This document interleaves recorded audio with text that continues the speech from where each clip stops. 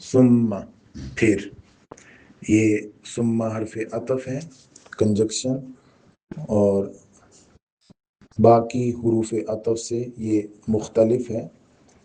बाकी हुरूफ अतफ में जो काम हो रहे हैं हरफ अतफ से पहले और हरफ अतफ के बाद, उनमें तरतीब का होना या फिलफोर होना ये होता है। सुम्मा में यह है कि तरतीब मात तराखी, तरतीब भी होती है और कुछ ताखीर भी होती है। पीछे जितने नेक आमाल का जिक्र हुआ है वो नेक आमाल भी हों, और उसके बाद जब मुहम्मदुर रसूलुल्लाह सल्लल्लाहु अलैहि वसल्लम मबूस हो गए तो फिर ईमान भी हो। सुम्मा फिर हो, मिनल्लज़ीना उन लोगों में से, आमनू जो ईमान लाए हैं।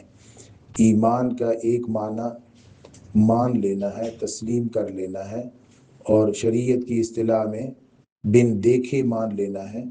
और इस्लाम में ख़ास तौर पर मुहम्मद रसूलुल्लाह सल्लल्लाहु अलैहि वसल्लम की शरीयत को मान लेना, ये है ईमान। व तवासौ बिस्सब्र, और तवासी, तवासी मतलब वसीयत करना, और वसीयत कहते हैं अभी तक एक काम हुआ ना हो उसके बारे में बेहतरीन तरीके से, मुनासिब अंदाज से और हमदर्दी के जज्बे के साथ कोई बात बता देना। अभी ये काम हुआ नहीं है, उस काम के होने से पहले पहले हमदर्दी के जज्बे के साथ बेहतरीन तरीके से रहनुमाई करना, ये तवासी होता है, वसीयत इसे कहते हैं। व तवासौ बिस्सब्र, और नसीहत की सब्र की। सब्र का माना होता है अपने आप को रोक लेना, अपने आप को रोक लेना, और अहकाम शरीयत के मुताबिक अपने आप को रोके रखना, पाबंद कर लेना, ये हो गया सब्र। व तवासौ बिस्सब्र, अहकाम शरीयत के मुताबिक उसने अपने आप को रोक लिया। व तवासौ बिलमरहमा, और उसने वसीयत की रहम की। रहम राहामीम से है, इसका बिल्कुल इब्तदाई माना रिक्कतुल क़ल्ब है, दिल का नरम हो जाना, और रिक्कतुल क़ल्ब का नतीजा जो है वो है इहसान। रिक्कतुल क़ल्ब इसका पहला माना है और इहसान इसका दूसरा माना, यानी इसका असर।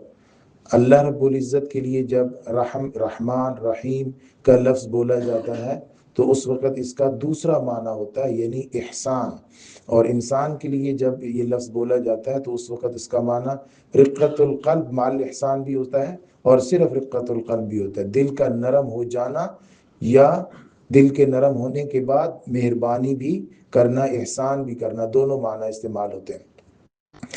तो तवासी बिस्सब्र, उसने सब्र की तलकीन की, यानी हक बात पर डटे रहने, जमे रहने, मजबूती से थामे रखने की वसीयत की, और रहम, मेहरबानी, रिक्कत क़ल्ब और एहसान की वसीयत की। उलाइका अस्हाबुल मैमना, ये वो लोग हैं जो दाएं हाथ वाले हैं। सूरत वाक़िया में दाएं हाथ वालों पर अल्लाह ताला की जो इनामात हैं उनका जिक्र है। अस्हाबुल मैमना, दाएं हाथ वाले, यानी इनको नामा आमाल, ज़िंदगी की पूरी जो डायरी है ना, वो इनके दाएं हाथ में इन्हें दी जाएगी, जो इस बात की निशानी होगी कि ये जन्नती हैं, ये जन्नत में जाएंगे। जन्नत में जाने वालों को अस्हाबुल मैमना के नाम से जिक्र किया गया है। यहाँ जिस बात को बयान करना मकसद है वो ये कि ऊपर वाले जो नेक काम हैं, उन नेक कामों के बाद अगर ईमान भी हो और तवासी बिस्सब्र भी हो, तवासी बिलमरहमा भी हो, तो ये आदमी है जो जन्नत में जाने वाला है। इन्हीं कामों को जो ऊपर बयान हुए हैं, इन्हीं सारे कामों को अल्लाह रब्बुल इज़्ज़त ने एक अलहदा सूरत में भी बयान फरमाया, वल अस्र इन्नल इंसान लफ़ी खुस्र इल्लल्लज़ीना आमनू व अमिलुस्सालिहात व तवासौ बिल हक़ व तवासौ बिस्सब्र। वहाँ तरतीब जो है ईमान की पहले है, इल्लल्लज़ीना आमनू व अमिलुस्सालिहात, ईमान पहले और सालिहात बाद में है। और यहाँ पे सालिहात पहले है, जैसे फ़क्कु रक़बा, गर्दन को छुड़ाना, औ इतामुन फ़ी यौमिन ज़ी मसग़बा, کسی تھکے ہارے بھوکے کو کھانا کھلانا، یتیمن ذا مقربہ، اگر یتیم ہو رشتہ دار ہو اس کو کھانا کھلانا، او مسکین ذا متربہ، کسی خاک آلود مسکین کو یا فقیر کو کھانا کھلانا، یہ یعنی صالحات. اور صالحات بھی وہ جو متفقن علیہ، یعنی مسلمانوں کے نزدیک بھی صالحات تھیں اور کافروں کے نزدیک بھی صالحات تھیں. ان نیک کاموں کو کافر بھی نیک کام ہی سمجھتے تھے، اگرچہ کرتے نہیں تھے، لیکن یہ کام اچھے تھے ان کی لسٹ میں بھی، ان کے ہاں بھی یہ کام اچھے تھے. تو ان نیک کاموں کو پہلے ذکر فرما دیا اور ایمان کو بعد میں ذکر فرما دیا. یہ بھی قرآن مجید کا ایک انداز ہے کہ جو باتیں ان کے ہاں بالکل مشترک تھی نا، یعنی وہ یہ سمجھتے تھے کہ یہ نیک کام ہے، ان نیک کاموں کا ذکر کر کے فوراً آگے ایمان کا ذکر کیا. مقصد ان کو ایمان کی دعوت تھی، لیکن انہیں بتانا یہ مقصد تھا کہ یہ جو نیک کام ہے نا، ان نیک کاموں کے ساتھ اگر ایمان ہوگا تو وہ اوپر والے نیک کام مقبول ہوں گے. اصحاب المیمنہ میں تب ہے، اگر اوپر والے نیک کام ہوں اور ایمان نہ ہو تو پھر ان نیک کاموں کا دنیا میں فائدہ ہے، آخرت میں ان نیک کاموں کا کوئی فائدہ نہیں ہے، آخرت میں اس کے نیک اعمال قبول نہیں ہوں گے. وہ اگلی آیت میں عرض کروں گا. تو حضور اقدس صلی اللہ علیہ وآلہ وسلم کے سامنے ایک صحابی رضی اللہ تعالیٰ عنہ نے عرض کیا کہ میں نے کئی غلام ایمان قبول کرنے سے پہلے آزاد کیے ہیں، تو کیا ان غلاموں کی آزادی کا مجھے اجر ملے گا؟ جیسے ہم نے کل ذکر کیا تھا کہ آپ صلی اللہ علیہ وسلم نے فرمایا کہ جب کوئی آدمی کسی غلام کو آزاد کرتا ہے تو اس آزاد کی ہوئی غلام کے ایک ایک عضو کے بدلے میں آزاد کرنے والے کا وہ عضو جہنم سے آزاد کر دیا جاتا ہے. تو انہوں نے عرض کیا کہ میں نے اسلام قبول کرنے سے پہلے غلام آزاد کیے ہیں، تو کیا مجھے اس کا اجر ملے گا؟ تو آپ نے فرمایا کہ وہ جو تیری نیکی ہے وہ ایمان کے ساتھ قبول ہو گئی ہے. یعنی اگر ایک آدمی نیک عمل کرتا ہے اور پھر وہ مسلمان ہو جاتا ہے تو اس کی وہ نیکی اس کو اسلام لانے کے لیے ممد اور معاون ثابت ہوئی نا. تو اب اس کا ایمان اس نیکی کے ساتھ وہ نیکی اس کے ایمان کے ساتھ قبول ہو گئی، اس لیے کہ نیکی ہی اس کے ایمان کا ذریعہ بنی ہے. وہ اللہ رب العزت کو اس کی وہ نیکی ہی پسند آئی ہے جس وجہ سے وہ ایمان لے آیا ہے، لہٰذا اس کی وہ نیکی ایمان کے ساتھ قبول کر لی جائے گی. اور یہ لوگ ہیں اصحاب المیمنہ، دائیں ہاتھ والے.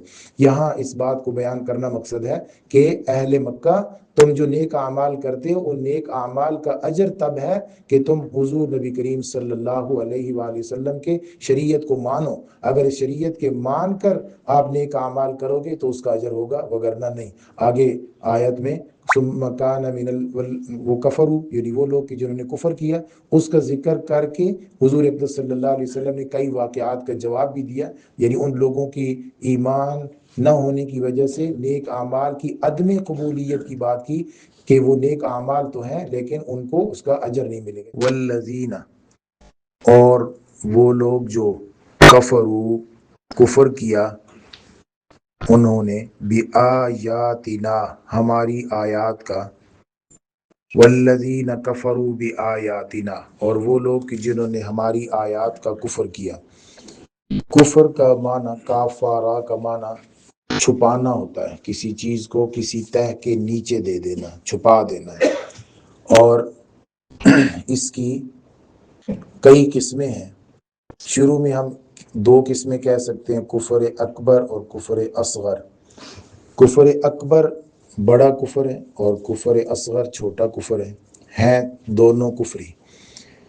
پھر کفر اکبر میں ایک کفر ہے انکار، اللہ کی ذات کا انکار کر دینا، رسولوں کا انکار کر دینا، کسی ایک رسول کا انکار کر دینا، کتابوں میں سے کسی ایک کتاب کا انکار کر دینا یا سبھی کا آسمانی کتابوں کا، فرشتوں کا انکار اور آخرت کا انکار.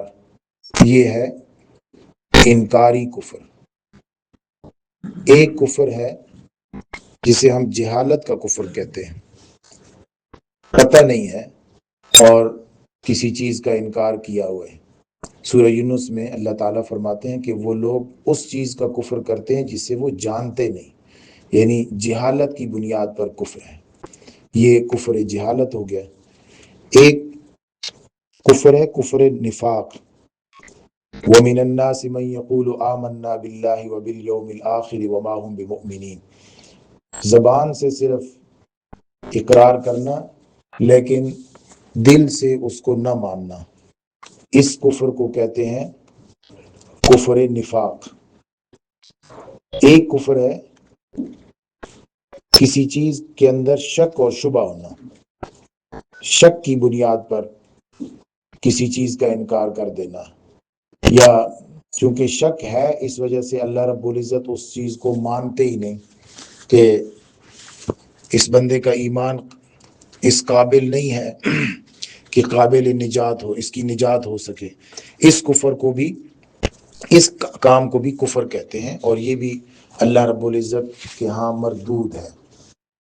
جیسے سورۃ الکاف میں دو باغ والوں کا ذکر ہے، ایک جس نے دنیا میں پوری انویسٹمنٹ کی اور اس کا خیال ہے کہ موت کے بعد دوبارہ زندہ کوئی نہیں ہونا، تو یہ بھی ایک، وہ کہتا ہے کہ میرا خیال یہ ہے کہ موت کے بعد دوبارہ کی زندگی نہیں ہے، یہ بھی ایک قسم کا کفر ہے۔ ایک کفر جہالت کا، ایک کفر کسی اللہ کے حکم کو نہ ماننا، کسی حکم کو نہ ماننا، یہ بھی ایک قسم کا کفر ہے، اور قرآن مجید میں اس کا ذکر بھی کئی مقامات پر آیا ہے۔ جیسے اللہ تعالیٰ نے حضرت آدم علیہ السلام کے سامنے سجدہ کرنے کا حکم دیا تھا، اور فرشتوں نے کیا اور شیطان نے نہیں کیا، ابا واستکبر وکان من الکافرین۔ تو اللہ تعالیٰ کی کسی حکم کو نہ ماننا، ایک تو ہے نا عقیدے کا انکار، عقیدے جو نظریات ہیں، عقیدے ہیں، ان کا انکار، یہ بھی کفر ہے، لیکن کسی حکم کو نہ ماننا یہ بھی کفر ہو گیا۔ تو اس کو ہم ایک یعنی عملی کفر کہہ سکتے ہیں، عقیدے کا کفر نہیں ہے، یہ عملی کفر ہے، اللہ کا حکم نہ ماننا۔ جیسے نبی اکرم صلی اللہ علیہ وآلہ وسلم نے فرمایا کہ جس نے جان بوجھ کر نماز نہیں پڑھی اس نے کفر کیا، یہ عملی کفر ہو گیا نا، اللہ رب العزت کے احکام میں سے کسی حکم کو نہیں مانا، اللہ رب العزت کا کوئی حکم پورا نہیں کیا، یہ بھی ایک قسم کا کفر ہو گیا۔ تو اللہ رب العزت کے احکام میں سے کسی حکم کو نہ ماننا، اس کفر کی بھی بات ہو سکتی ہے۔ اللہ رب العزت نے جو عقیدے دیے ہیں ان کو تکبر کی وجہ سے نہ ماننا، یہ بھی کفر ہو گیا، جہالت کی وجہ سے نہ ماننا یہ بھی کفر ہو گیا، شک اور شبہ کی وجہ سے نہ ماننا یہ بھی کفر ہو گیا۔ اور حضور نبی کریم صلی اللہ علیہ وآلہ وسلم سے پوچھا گیا، حضرت عائشہ صدیقہ رضی اللہ تعالی عنہا ہی فرماتی ہیں کہ ابن جدعان ایک شخص تھا حضور صلی اللہ علیہ وسلم کی تشریف آوری سے پہلے، اور وہ بہت صدقات کرتا تھا، بہت نیک کام اس نے کیے۔ تو حضرت عائشہ صدیقہ نے پوچھا کہ کیا اس کی نجات ہو جائے گی؟ تو آپ نے فرمایا نہیں۔ وہ آپ صلی اللہ علیہ وسلم کی تشریف آوری سے پہلے دنیا سے جا چکا تھا، تو آپ نے فرمایا کہ نہیں، اس لیے کہ اس نے ایک بار بھی نہیں کہا کہ اے میرے رب، ایک بار بھی اس نے نہیں کہا کہ میری اس غلطی کو معاف فرما دے، تو اس وجہ سے اس کی بخشش نہیں ہوگی۔ یعنی کہ اللہ کا تصور اس کے ذہن میں کبھی آیا ہی نہیں، اس وجہ سے اس کی بخشش نہیں ہوگی۔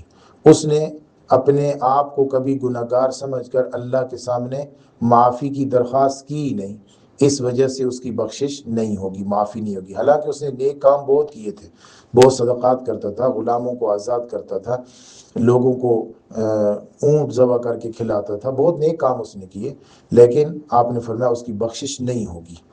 تو یہاں سے پتہ چلتا ہے کہ قرآن مجید کہتا ہے وَإِنِّي لَغَفَّارٌ لِمَن تَابَ وَآمَنَ وَعَمِلَ صَالِحًا ثُمَّ اهْتَدَىٰ، اس کی بخشش ہوگی نا، جس نے اللہ رب العزت کو معاف کرنے والا سمجھا اور پھر اللہ سے معافی مانگی، تو اللہ رب العزت کا تصور ہی نہیں آیا کبھی ذہن میں، تو وہ بھی ایک کفر کی ایک قسم ہے۔ حضور نبی کریم صلی اللہ علیہ وآلہ وسلم نے فرمایا کہ سباب المسلم فسوق وقتالہ کفر، مسلمان کو گالی دینا گناہ ہے اور مسلمان کو قتل کرنا کفر ہے، تو یہ بھی ایک کفر کی قسم ہو گئی۔ بعض حضرات نے اسے کفر اصغر میں شامل کیا ہے۔ والذین کفروا بآیاتنا، وہ لوگ کہ جو ہماری آیات کا کفر کرتے ہیں، ہم اصحاب المشأمہ، وہ اصحاب المشأمہ ہے، بائیں بازو والے ہیں، بائیں ہاتھ والے، ان کا نامہ اعمال انہیں بائیں ہاتھ میں ملے گا اگر شمال سے ہو، اگر شؤوم سے ہو تو اس کا معنی وہ بدبخت ہے، وہ بدقسمت ہے، ان کی قسمت خراب ہے کہ نجات کے لیے سارے اسباب ہونے کے باوجود، اللہ کی نعمتیں ملنے کے اسباب ہونے کے باوجود وہ محروم رہے، اور گئے کہاں؟ علیہم نار مؤصدہ، ان پر آگ ہے چھائی ہوئی۔ نار جہنم کا ایک نام بھی ہے اور آگ کو بھی کہتے ہیں مؤصدہ۔ اگر واو صاد دال سے ہو وسد تو اس کا معنی ہوتا ہے ایک ایسی جگہ جس کو سائیڈوں سے گھیر دیا گیا ہو، جیسے بکریوں کا باڑا ہوتا ہے، سائیڈوں پر دیوار بنا کر یا کانٹے رکھ کے ان کو درمیان میں گھیر لیا جاتا ہے، درمیان میں رکھا جاتا ہے۔ تو ان کافروں کے اوپر ایک ایسی آگ ہے جو اطراف سے بند ہے، اطراف سے گھری ہوئی ہے، کسی بھی چیز سے، دیوار سے گھری ہو، کسی اور چیز سے گھری ہو، نار مؤصدہ، ان پر گھری ہوئی آگ ہے، چھائی ہوئی آگ ہے۔ تو جو آگ اس طرح کی ہو وہ بھٹی کی طرح ہو جاتی ہے نا، اس کا ٹمپریچر بھی بڑھ جاتا ہے کیونکہ وہ اطراف سے بند ہے۔